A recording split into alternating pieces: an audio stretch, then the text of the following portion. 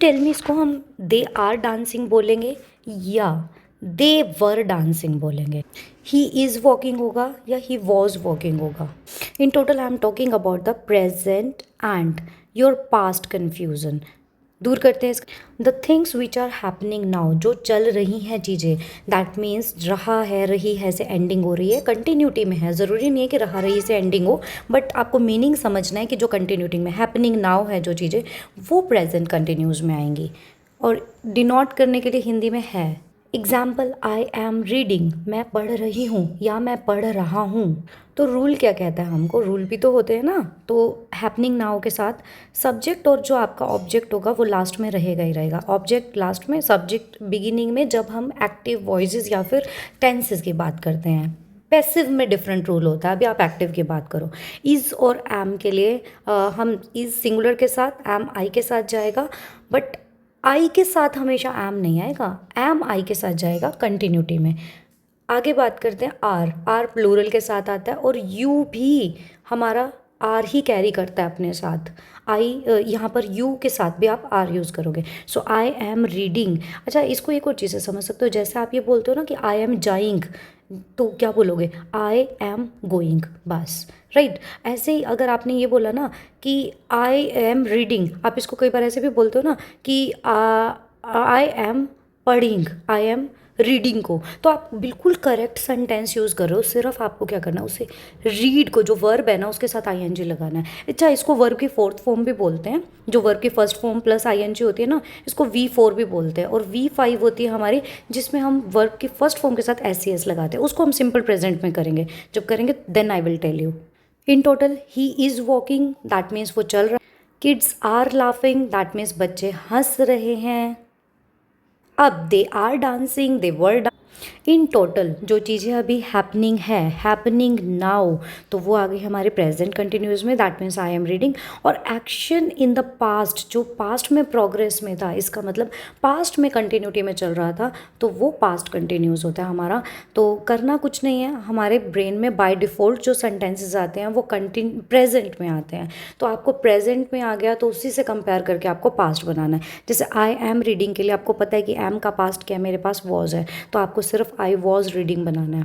Rule देख लेते हैं अब इनका। रूल बनता है बेटा जी, प्रेजेंट कंटिन्यूज में मतलब हैपनिंग नाउ, वही रूल है आपका। अब पास्ट कंटिन्यूज में इसी को कन्वर्ट करने के लिए हमने इस और एम की जगह पे वॉज और आर की जगह पे वर यूज़ किया। So we can say they are dancing today. अब इससे पता चल गया कि आज की बात हो रही है, इसका मतलब present continuous. They were dancing, they were dancing की बात करें तो यस्टरडे लगा सकते हैं। इससे क्लियर हो जाएगा कि आप पास्ट की बात कर रहे हो या कोई भी पुरानी बात हो गई, पास्ट को डिनोट करने के लिए they were dancing yesterday. Same, kids are laughing right now, अभी हंस रहे हैं, and they were laughing that time yesterday, तो दे वर हो जाएगा पास्ट के लिए। Let's come to some exercise questions, but इससे पहले ना आप एक काम करो, आप ना ट्रांसलेशन करो। आप ना मुझे ये बताओ, हम फुटबॉल खेल रहे हैं, क्या बनेगा? हम फुटबॉल खेल रहे हैं बन जाएगा वी आर प्लेइंग फुटबॉल, क्योंकि अभी प्रेजेंट में कर रहे हो आप। ये रहे हैं से पता लग रहा है कि अब नेक्स्ट आता है सीता गाना गा रही है। Sita is singing a song. Next is तुम अपना समय बर्बाद कर रहे हो, दैट मीन्स कर रहे हो प्रेजेंट है, तो क्या बनेगा? You are wasting your time. तुम अपना समय बर्बाद कर रहे हो, you are wasting your time. So अगर मैं इसी को पास्ट में बनाऊँ, तुम अपना समय बर्बाद कर रहे थे, तो क्या बनेगा? तुम अपना समय बर्बाद कर रहे हो की जगह कर रहे थे हो जाए, so you were wasting your time.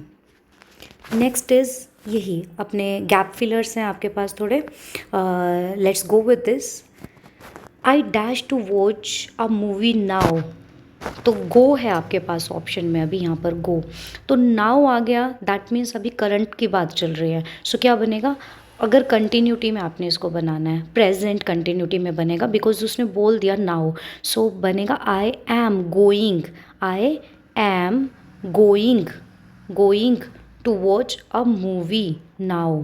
अब नेक्स्ट ऐसे देखेंगे, सो हमारा है we dash in the near park right now, अभी हम जा रहे हैं, प्ले खेल रहे हैं, we are playing in the nearby park right now से क्लियर हो गया कि अभी की बात हो रही है।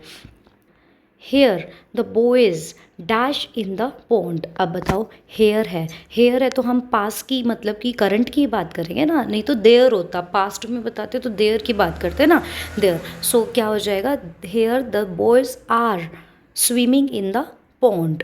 Next is Rita dash at the function in front of me तो आपके सामने ही हुआ ना, so Rita is singing at the function in front of मी।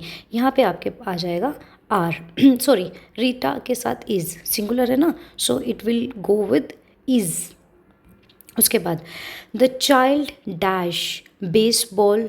अब आपने कंटिन्यूस करंटली में बनाना है इसको, तो डेफिनेटली किस में बन जाएगा, the child is playing baseball. Here are the answers. I am going to watch movie. We are playing in the nearby park. The boys are swimming in the pond. Rita is singing at the function. The child is playing baseball. The gap fillers or and then we will be done. I dash write a story at the moment. At the moment मतलब अभी चल रही है वो बात, तो क्या आएगा answer? Answer will be am. I am writing. Next is was writing. क्यों आ गया वॉज? बिकॉज यहाँ पे अभी की बात हुई थी, करंट बात हुई थी, मतलब इसने बोला एट द मोमेंट, बट इसमें बोला एट दैट मोमेंट, उस टाइम। उसके बाद आता है हमारा next, my sister dash right a bike when she fail. अच्छा, जब वो गिरी थी ये बात हुई है, सो answer will be was riding. Okay, and now next, and these three are done, one is left in between. इसने बोला look the sun is shining, तो इसका मतलब करंट की बात हो रही है ना, लुक अभी दिखा रहा है ना आपको कि देखो द सन इज़ शाइनिंग, सूरज चमक रहा है, ऐसे बताओगे ना, लुक बोल रहे हो तो आप। अच्छा, last one is right now we dash prepare for the school play. You will answer this question in comment section and thank you so much. Just these questions are here, let me answer. She dash with her parents at that moment, so यहाँ पर answer she dash with her parents at that moment. वो studying, is studying, staying और will be staying, तो staying तो same ही हो गया, but अगर बात की है दैट मोमेंट की तो इसका मतलब पास्ट की बात हुई है, सो answer will be given was staying. She was staying with her parents at that moment. उस समय वो अपने पेरेंट्स के साथ रह रही थी। Okay, next is I dash ready when she came, तो क्या आएगा, was getting ready, am getting ready और विल बी गेटिंग रेडी। सो मैं तैयार हो रही थी आएगा, बिकॉज यहाँ पर फिर से क्या यूज़ हुआ है बेटा जी, वेन शी केम, जब वो आई, so was getting ready. Next is the boys dash in the park when it started raining, so when दोबारा से वही बात हुई है कि जब बारिश हुई। The boys dash in the park when it started raining, boys क्या कर रहे थे, खेल रहे थे जब बारिश शुरू हुई।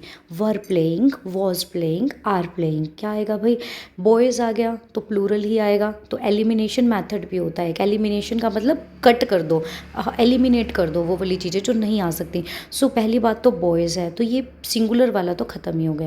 अब आती है प्लूरल में बात, ये भी प्लूरल, तो अभी the boys dash in the park when, अब यहाँ व्हेन इट स्टार्टेड रेनिंग, तो इससे हमें पता लग गया पास्ट की बात हो रही, सो ये भी एलिमिनेट हुआ। So answer will remain this one, are were playing. So the boys were playing in the park when it started raining. Thank you so much for watching Shrim English. Shilpa signing out. Stay blessed.